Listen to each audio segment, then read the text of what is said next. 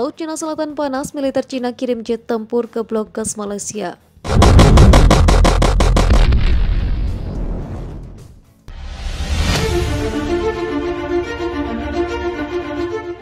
Militer Cina dilaporkan telah mengganggu operasional lapangan gas Malaysia di perairan Laut Cina Selatan dalam beberapa pekan terakhir. Cina bahkan menerjunkan pesawat tempurnya di dekat wilayah blok Kasawari yang berada dalam teritori Malaysia awal Juni kemarin.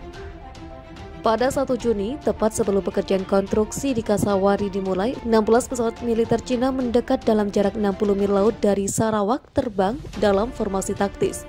Ujar Asia Maritime Transparency Initiative dalam laporan terbarunya yang dirilis 7 Juli dikutip Jumat 9 Juli 2021.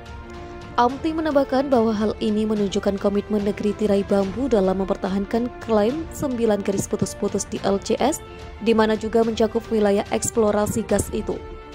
Ini menunjukkan lagi kegigihan Beijing dalam menantang kegiatan minyak dan gas tetangganya di dalam zona ekonomi eksklusif yang mereka klaim sendiri, kata AMTI. Dan patroli udara yang kemungkinan bukan kebetulan menunjukkan kesediaan Beijing untuk terlibat dalam eskalasi untuk menekan klaim state lain agar mundur. Blok Kasawari sendiri adalah area eksplorasi minyak milik perusahaan energi nasional Malaysia, Petronas. Kasawari hingga saat ini sedang dalam pengembangan produksi setelah ditemukan sekitar 3 triliun kaki kubik sumber daya gas di wilayah itu. Pada tahun 2023, Kasawari diharapkan menghasilkan hingga 900 juta kaki kubik per hari. Aksi ini bukanlah yang pertama kali dilakukan oleh Cina. Menurut AMTI, sebuah kapal Cina juga mengganggu rek pengeboran minyak di lepas pantai Malaysia pada November lalu. LCS merupakan jalur penting untuk sebagian besar pengiriman komersial dunia dengan beberapa negara terletak di bibir lautan itu, seperti Brunei, Kamboja, Cina, Indonesia, Malaysia, Filipina, Singapura, Taiwan, Thailand, dan Vietnam.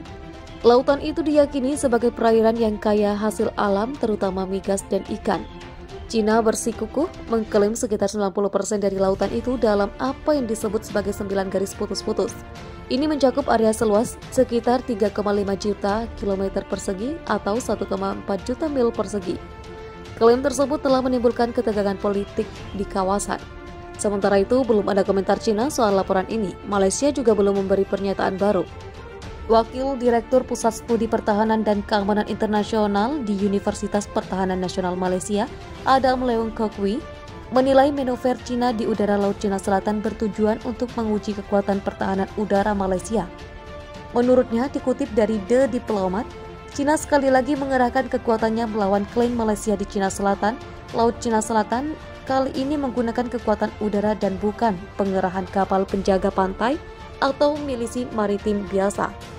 Sebab pada sore hari pada tanggal 31 Mei, Angkatan Udara Tentara Pembebasan Rakyat menerbangkan 16 pesawat yang terdiri dari pengangkut udara multiperan Ilyushin 276 dan Xi'an Yi-20 di atas wilayah udara zona maritim Malaysia yang dekat dengan Sarawak.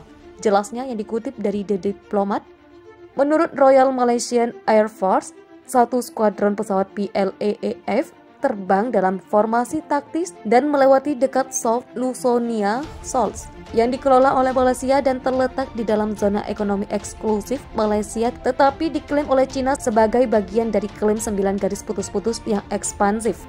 Pengendali darat RMAF menghubungi pesawat PLAAF untuk identifikasi dan maksud penerbangan tetapi tidak mendapat tanggapan, yang mendorong RMAF untuk mengajak pesawat tempur jaringan Hawk 208 untuk mencegat dan mengidentifikasi secara visual pesawat tersebut. Setelah dicegat oleh RMAF LCA, pesawat PLAAF berbalik dan terbang keluar. Kabar terbaru pertahanan udara Malaysia oleh PLAAF ini mungkin dimaksudkan untuk menguji respon pertahanan udara negara itu dan mengumpulkan intelijen elektronik seperti tanda tangan radar RMAF dan waktu pengacakan, ungkapnya. Ini mungkin juga terkait dengan strateginya untuk menegaskan kendalinya atas hampir seluruh Laut Cina Selatan.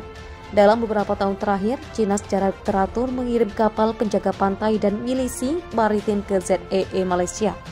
Kemudian pada April 2020, Cina mengirim kapal survei Haiyang DZ 8 dengan 10 kapal penjaga pantai dan milisi maritim untuk membayangi kapal eksplorasi minyak kontrak Petronas sekitar 324 km dari pantai Malaysia paparnya. Hal ini mendorong Angkatan Laut Amerika Serikat dan Angkatan Laut Australia untuk mengirim armada kecil kapal tempur ke tempat kejadian untuk memeriksa operasi maritim Cina. Setelah menghabiskan beberapa hari di daerah itu, kapal-kapal Cina, Amerika Serikat, dan Australia diam-diam pindah. Awal tahun ini, Cina sempat melakukan tindakan kurang ajar lainnya di Cina Selatan. Laut Cina Selatan yang menjadi pengingat bagi Malaysia untuk selalu waspada dan memiliki aset militer yang cukup untuk mencegah tindakan serupa, katanya.